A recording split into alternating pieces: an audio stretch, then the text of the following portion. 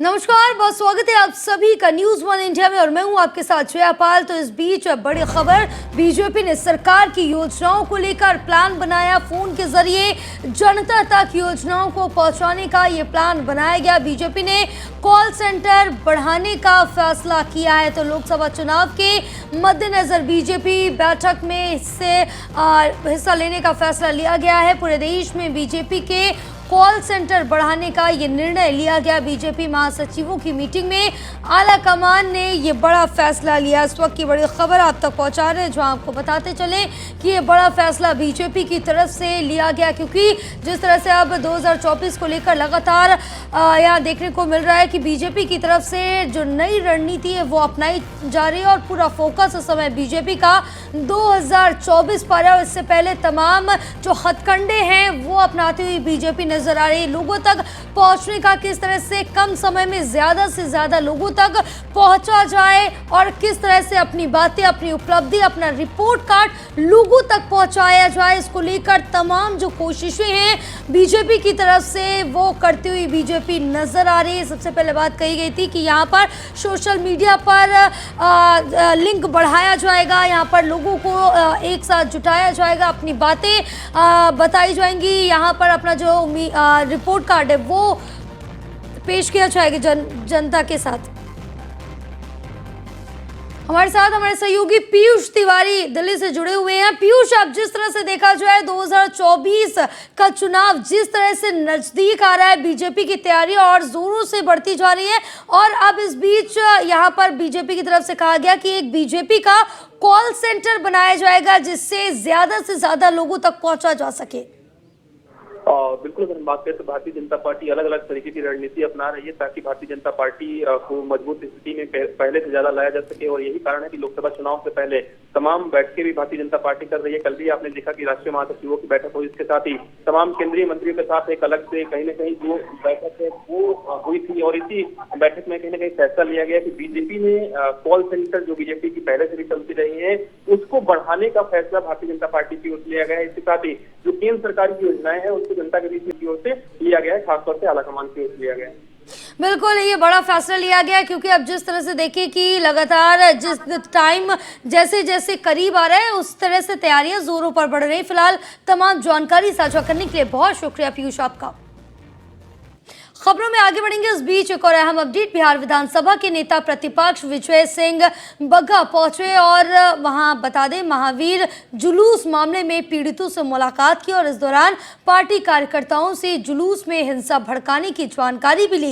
इस दौरान उन्होंने कहा कि बग्गा में महागठबंधन सरकार समुदाय विशेष का मनोबल बढ़ा रही है और उनके इशारे पर पुलिस प्रशासन निर्दोष लोगों पर भी कार्रवाई कर रही है, जो कि गलत है। दरअसल बग्गा के रतनमाला उपद्रव मामले की जो जानकारी है वो लेने बग्गा पहुंचे थे और विरोधी दल के नेता विजय कुमार सिन्हा ने पूरे मामले की सीबीआई या स्टिंग जस्टिस से न्यायिक जांच की मांग की है। उन्होंने कहा है कि बेकसूर और घटना के समय अनुपस्थित लोगों को फंसाकर एक पक्षीय कार्रवाई की जा रही है, जो कि सरासर गलत है। वहीं दूसरी तरफ महागठबंधन सरकार पर आरोप लगाते हुए विजय सिन्हा ने कहा कि वोट की राजनीति के लिए नीतीश तेजस्वी की सरकार बिहार में महाभारत करा रही है।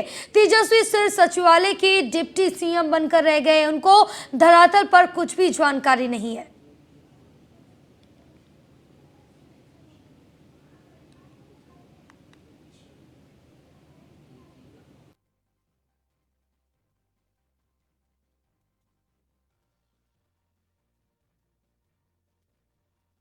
ये घटना यहाँ के शांति प्रिय लोगों के लिए एक चुनौती है। सामाजिक सौहार्द बनाए और प्रशासन अपनी निकम्मापनी को छोड़ करके सामाजिक सद्भाव बढ़ाए। पूरी तरह से प्रशासन की लापरवाही है।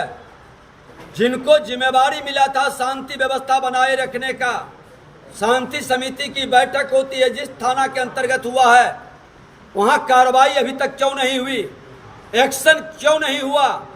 और जो सचमुच में दोषी है, किसी समुदाय का है, उस पर क्यों कार्रवाई ईमानदारी से नहीं कर रहे हैं? ये आगे बढ़ेंगे, सीतामढ़ी के सैकड़ों गन्ना किसानों के एक साथ बड़ा छलावा किया जा रहा है, जहां किसानों के बकाया करोड़ों रुपए का लेखा जोखा लिक्विड और बिहार सरकार के पास नहीं मिल रहा। और चीनी मिल की नीलामी भी की जा रही। चीनी मिल से जुड़े किसानों के लिए चौंकाने वाला ये मामला सामने आया। लोजपा और आर नेता से मुंबई हाईकोर्ट के अधिवक्ता सुशील कुमार ने इस बात का खुलासा किया कि शुगर केन डिपार्टमेंट बिहार सरकार के पास बकायेदार किसानों का डेटा उपलब्ध नहीं है। और अब सवाल उठ रहा है कि जब किसानों का डेटा ही उपलब्ध नहीं है तो फिर बकायेदार किसानों की करोड़ों रुपए का भुगतान कैसे किया जाएगा। इस संदर्भ में लिक्विडर भी अपनी पारदर्शिता नहीं दिखा पा रही है। ऐसे में कर्ज में डूबे सैकड़ों गन्ना किसानों का भुगतान हो पाएगा, जबकि रीगा शुगर मिल की नीलामी की प्रक्रिया अंतिम चरण में है। इसको लेकर लोजपा आर नेता सह अधिवक्ता सुशील कुमार ने किसानों के हित के लिए पीएमओ को एक लेटर भेजा, जिसमें शुगर केन डिपार्टमेंट बिहार सरकार और लिक्विडर की मिलीभगत से सैकड़ों किसानों के क्लेम में गड़बड़ी और धांधली किए जाने का दावा किया गया।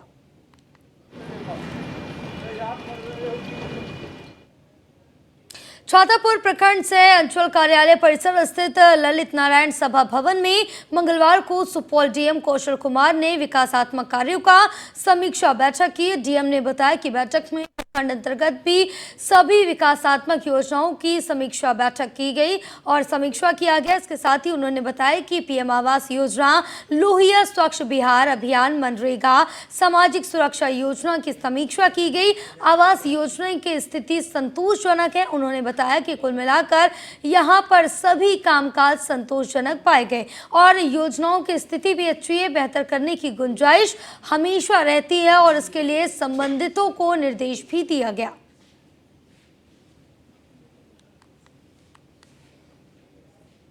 आज प्रखंड के सभी विकास योजनाओं की समीक्षा की गई।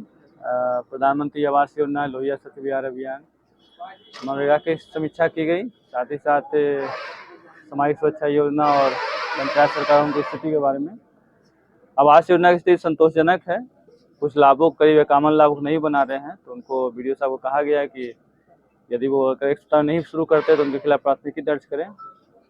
और लोहिया स्वच्छ बिहार अभियान की स्थिति अच्छी है। थोड़ा सा उपभोक्ता शुल्क थोड़ा कम यहाँ पे कलेक्शन हुआ है। आज प्रखंड तो अब खबर सासाराम से है, जहां शिव सागर थाने क्षेत्र के राष्ट्रीय राजमार्ग पर आज एक बड़ा हादसा हुआ। हादसे में एक ही परिवार के 7 लोगों की मौत से सनसनी फैल गई और मृतकों में 2 बच्चे भी शामिल हैं।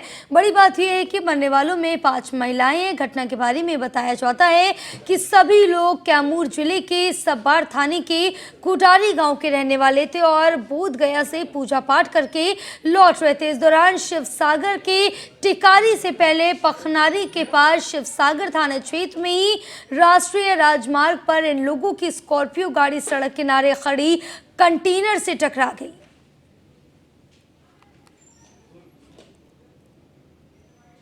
ये तो हमको सूचना दिए पत्रकार बमहूर के। अच्छा, रुपेश जी कि टेकारी पेट्रोल पंप पर स्कॉर्पियो जो है लड़ गई है कंटेनर में। हमने सूचना पाया, मैं तुरंत यहाँ से फास्ट निकला। वहाँ जाने के बाद देख रहा हूँ कि सीधे कंटेनर में स्कॉर्पियो घुस गई। जो लोग मतलब बेजे में थे, चिल्ला रहे थे, किसी तरह खींच खाँच के तोड़ के उनको लेकर हॉस्पिटल भागे।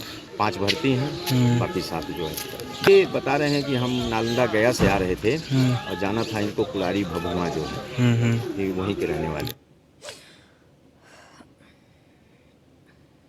रक्षाबंधन का पर्व भाई बहन के प्रेम का प्रतीक माना जाता है। राखी के पर्व को लेकर प्रदेश भर में उत्सुकता भी देखी जा रही है। बहनें अपने भाइयों के लिए राखी की खरीदारी के लिए बाजार पहुंच रही, वहीं भाई अपनी बहनों के लिए गिफ्ट लेकर सोने, चांदी, चॉकलेट समेत अन्य गिफ्ट की भी खरीदारी कर रहे हैं। राखी के इस मौके पर दुकानदारों का क्या कुछ कहना है, चले सुनाते हैं आपको। राखी का त्यौहार आ रहा है, ऐसे में बाज़ारों में राखियाँ सज चुकी हैं। इस वक्त हम आपको तस्वीरों में दिखाएं कि अलग अलग प्रकार की जो राखियाँ हैं यहाँ पे लगी हुई हैं। और कहीं ना कहीं कोरोना काल के बाद ऐसा वक्त आया है कि जहाँ पे किसी भी तरीके के बाउंडेशन नहीं है, पूरी तरीके से ख़रीदारी हो रही है। आप दुकानों में देख सकते हैं किस तरीके की अलग अलग जो राखियाँ हैं वो लगी हुई हैं। तमाम जो लोग हैं वो ख़रीदारी कर रहे हैं। हालाँकि दुकानों पर क्या असर है, किस तरीके की ख़रीदारी हो रही है, हम बातचीत करते हैं। सर, क्या नाम है आपका? और मेरा नाम मुकेश कुमार जैन है। मैं सेक्रेटरी हूँ मेन सदर बाजार ट्रेडर्स एसोसिएशन दिल्ली का। किस तरीके की तैयारियां हैं यहाँ पे और ख़ासतौर पे खरीदारी की अगर हम बात करें, लोग कितनी की संख्या में आ रहे हैं? भाई जी, राखी का सीज़न यहाँ बहुत अच्छा होता है। और सदर बाज़ार जो है बहुत बड़ा हब बन गया है राखी के और सीज़न आइटम के लिए। बाकी इस साल जो है बहुत ज़्यादा बुरा हाल है, काम बिल्कुल नहीं है, ग्राहक बिल्कुल नहीं है। 2-2.5 महीने हो गए राखी का काम स्टार्ट किए यहाँ पे, मगर बिल्कुल भी बिक्री नहीं है। बहुत ज़्यादा माल बचे हैं, सब माल को पैक करा रहे हैं अगले साल के लिए काम करने के लिए। तो अब आगे कोई उम्मीद नहीं है कि राखी का कोई कस्टमर आएगा। पिछले साल के मुकाबले कितना असर पड़ा है अगर हम देखें तो? पिछले साल भैया जी राखी का काम बहुत अच्छा था, और राखी के अलावा जो भी सीज़न के काम थे हर काम में बहुत बढ़िया था। कोरोना के बाद जो है हम कह सकते हैं कि पिछला साल बहुत बढ़िया गया था व्यापार के हिसाब से। बाकी इस साल एक तो समझ लीजिए जगह जगह बाढ़ आई हुई है और दूसरी कैलेमिटीज आई हुई है, यूक्रेन की जो लड़ाई है उसका भी एक टेंशन है लोगों के अंदर, और बाजार में ओवरऑल टोटल मिला के मंदी है। पहले भी राखियाँ बिकती होंगी, लेकिन अभी फिलहाल क्या वजह है कि लोग कम खरीद रहे हैं या सस्ते रेट में मांग रहे हैं? कुछ इसके पीछे वजह भी मानते हैं आप लोग, क्योंकि आप लोग तो पहले ही बेचते होंगे राखी। भाई साहब पहले 10 लोग काम करते थे तो 10 का माल बिकता था, लाखों लोग काम कर रहे हैं, लाखों लोगों का माल थोड़ी ना बिकेगा। हर बंदा 20,000 डब्बा भी बनाता है, लाखों हिसाब से बहुत डब्बा हो गया, बहुत राखी हो गई, खरीदने वाला आ नहीं रहा, इस वजह से माल फंस रहा है। व्यापारी कच्चा माल खरीदता है और बाहर के बाहर बना के अपने जहाँ भी रहता है वहीं बेच के वहीं कमाता है बस। अब राखियाँ ज़्यादा मात्रा में बनने लगी इस वजह से थोड़ा है काम में जो है दिक्कत आ रही है, लोगों का माल फंस रहा है। ये अभी से नहीं, 3 साल से हम यही दुविधा फेस कर रहे हैं। 3 साल से लोगों का माल फंस रहा है। लॉकडाउन के बाद से, जो लॉकडाउन के बाद वाला साल था उस पर काम ठीक था, उसके बाद से काम हमने नहीं देखा। यहाँ पे खरीदारी कर रहे हैं, और निश्चित रूप से राखी का जो त्यौहार है वो अपने आप में काफ़ी महत्वपूर्ण होता है, और यहाँ पे बाजार सजा हुआ है और लोग राखी की खरीदारी यहाँ पे करते हुए नज़र आ रहे हैं। लोगों में क्या उत्साह देखने को मिल रहा है? कितने लोग खरीदारी करने आ रहे हैं? माल बिका नहीं, 2 महीने के सावन पड़ गए थे तो इस वजह से माल ठीक से बिका नहीं। बिक्री की नहीं कह सकते ना, व्यापारियों पे बात है, जैसे व्यापारी आते वैसी माल बिकता है, व्यापारी आए नहीं है ठीक से। बिल्कुल, तो सीधे तौर पे तमाम दुकानदारों की थोड़ी बहुत शिकायतें हैं कि रेट वही है, राखियों के दाम नहीं बढ़े हैं, लेकिन जो खरीदार हैं वो काफ़ी कम आ रहे हैं पिछले साल के मुकाबले, क्योंकि दुकानदारों की संख्या भी बढ़ गई है और कुछ लोकल स्तर पर भी कहीं ना कहीं राखियाँ बनाई जा रही है। इसका असर कहीं ना कहीं दिल्ली में भी देखने को मिल रहा है। वक्त होगी एक छोटी सी ब्रेक का, ब्रेक के बाद चल दूंगी हाजिर। ब्रेक के बाद एक बार फिर से आप सभी का बहुत स्वागत है। बढ़ेंगे खबरों की ओर। इस बीच बांदा से बड़ी अपडेट, नदी में डूबने से 5 बच्चे और आपको बता दें 4 बच्चों की मौत हो गई, जबकि एक बच्चे की हालत अभी भी गंभीर बनी हुई है। तो वहीं पैलानी क्षेत्र के मजरा की ये पूरी घटना बताई जा रही है। हादसे पर सीएम योगी ने दुख जताया है, मृतकों के परिजनों को राहत राशि देने के निर्देश दिए। इस वक्त की बड़ी खबर आप तक पहुंचा रहे हैं, जहां आपको बता दें कि नदी में डूबने से 4 बच्चों की मौत होगी, जबकि एक की हालत अभी भी नाजुक बनी हुई है। अस्पताल में भर्ती कराया गया, जहां उसका इलाज चल रहा है। बांदा से बड़ी अपडेट आप तक पहुंचा रहे, जहां नदी में डूबने से 4 बच्चों की मौत हो गई। पैलानी क्षेत्र के मजरा की ये पूरी घटना है, जहां हादसे पर उत्तर प्रदेश के मुख्यमंत्री योगी आदित्यनाथ ने दुख जताया और मृतकों के परिजनों को राहत राशि देने का निर्देश भी जारी कर दिया। इस वक्त की ये बड़ी अपडेट आप तक पहुंचा रहे बांदा से, जहां नदी में 5 बच्चे डूबे, जिसमें 4 की मौत हो गई, तो वहीं एक की जो हालत है इस समय गंभीर बनी हुई है, उसको अस्पताल में भर्ती करा दिया गया और जहां उसका इलाज चल रहा है। फिलहाल यहां पर पीड़ित परिजनों को राहत राशि देने के लिए भी सीएम योगी आदित्यनाथ की तरफ से कहा गया है। और आपको बता दें कि यहां पर पीड़ितों के लिए भी संवेदना व्यक्त की है, जो मृतक है उनके लिए संवेदना व्यक्त की है और पूरा सहयोग जताने की भी उम्मीद यहाँ पर की गई है। हमारे साथ हमारे सहयोगी ज्ञानेंद्र शर्मा जुड़े हुए। ज्ञानेंद्र, क्या कुछ अपडेट मिल पा रही, कैसे बच्चे नदी के पास पहुंचे और 5 बच्चे एक साथ डूब जाते हैं? देखिए, मैं बता दूं, जो नदियों के तटीय गांव हैं, वहां पे आमतौर पर बच्चे नदी में नहाने जाते हैं। ये कई बच्चे इकट्ठे होकर नदी में नहाने गए थे। नहाने जब गए थे तो वहां पर कुछ बच्चे, चूंकि नदी में इस समय फ्लो ज्यादा है और बरसात का समय है, पानी ज्यादा है, तो कैन नदी में ये लोग जैसे ही नहा रहे थे तो इनमें से कुछ बच्चे डूबने लगे तो उसमें 4 बच्चे डूब गए और उनको निकाला गया तो 4 बच्चों की तुरंत मौत हो गई। अभी भी प्रशासन एक डेड बॉडी की और तलाश कर रहा है, क्योंकि एक बच्चा अभी भी डूबा हुआ है। प्रशासन में अगर हम डीएम की बात करें और एसपी की बात करें तो दोनों घटना स्थल पर है और पुलिस और बाकी गोताखोर एक डेड बॉडी और ढूंढने पर लगे हुए हैं। तो ऐसे 5 बच्चे वहां पे डूबे थे, बच्चे कई डूबे थे, कई को बचा लिया गया है, लेकिन 4 बच्चों की मौत हो गई है। और अगर हम अभी ताजा अपडेट की बात करें तो एक बच्चे की डेड बॉडी, एक बच्चे को अभी और ढूंढा जा रहा है। जी बिल्कुल, क्योंकि ये बड़ी घटना है जहां बच्चे नदी में डूब गए और एक साथ इतने बच्चे डूबे हैं। फिलहाल यहाँ पर सीएम योगी आदित्यनाथ की तरफ से भी दुख जताया गया, उनकी तरफ से परिजनों को राहत राशि देने का भी निर्देश जारी किए गए हैं।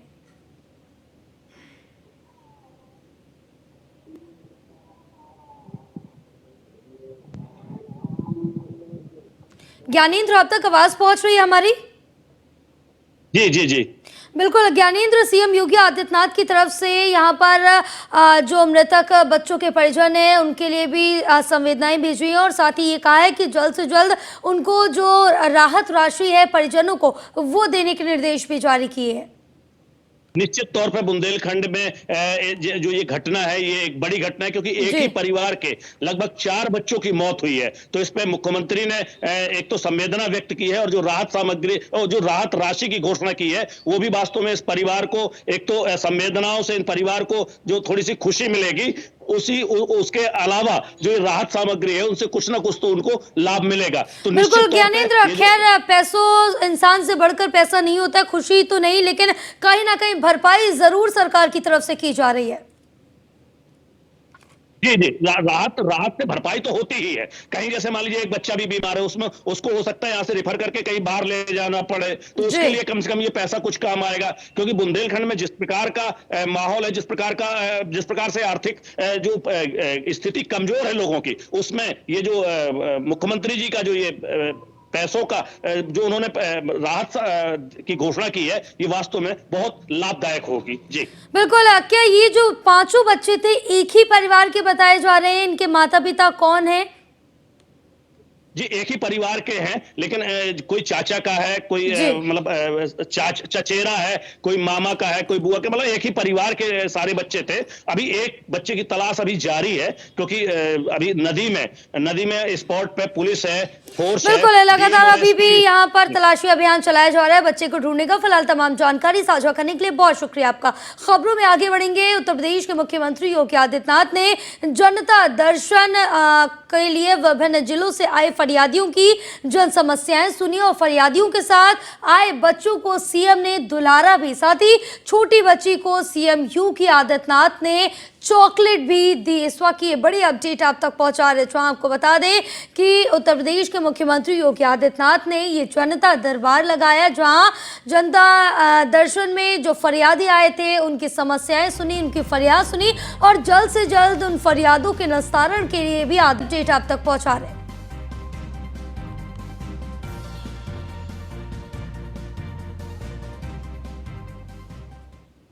आगे बढ़ेंगे। जहां हापुड़ में हुए वकीलों पर लाठीचार्ज को लेकर प्रदर्शन, लखनऊ में लाठीचार्ज के विरोध में प्रदर्शन किया जा रहा है। आपको बता दें कि वकीलों पर हुए लाठीचार्ज के खिलाफ वकीलों का हंगामा देखने को मिल रहा है। स्वास्थ्य भवन चौराहे पर वकील प्रदर्शन कर रहे हैं। इस वक्त ये बड़ी खबर आप तक पहुंचा रहे, क्योंकि आपको बता दें कि हापुड़ में वकीलों पर लाठीचार्ज किया गया था, जिसके साथ ही हमें देखने को मिल रहा है लगभग 22 जिलों में ये वकील है वो हड़ताल करते हुए, प्रदर्शन करते हुए नजर आ रहे हैं। और साथ ही आपको बता दें कि उत्तर प्रदेश बार काउंसिल की तरफ से हड़ताल का ऐलान कर दिया गया है। साथ ही मांग की जा रही है कि जल्द से जल्द जो दोषी पुलिसकर्मी हैं उन पर मुकदमा दर्ज किया जाए, तो वहीं डीएम, एसपी, सीओ सभी के जो दोषी हैं उनके तबादले कराए जाए। तो ये अपनी मांग पर वकील अड़े हुए हैं और इसके साथ ही तमाम अलग अलग जिलों में भी ये प्रदर्शन देखने को मिल रहा है। तो हापुड़ में हुए वकीलों पर लाठीचार्ज को लेकर लखनऊ में भी प्रदर्शन देखने को मिला है और लखनऊ में भी जो वकील हैं, अधिवक्ता है, ये प्रदर्शन करते हुए नजर आए। वकीलों पे हुए लाठीचार्ज के खिलाफ अब लखनऊ में में भी ये प्रदर्शन जोरों पर देखने को मिल रहा है।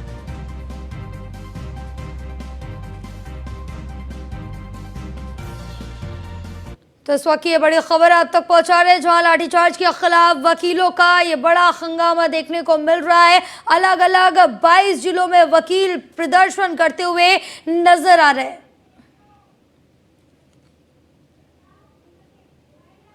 फिलहाल इस बुलेटिन में बस इतना ही। आप देखते रहिए न्यूज़ 1 इंडिया। नमस्कार।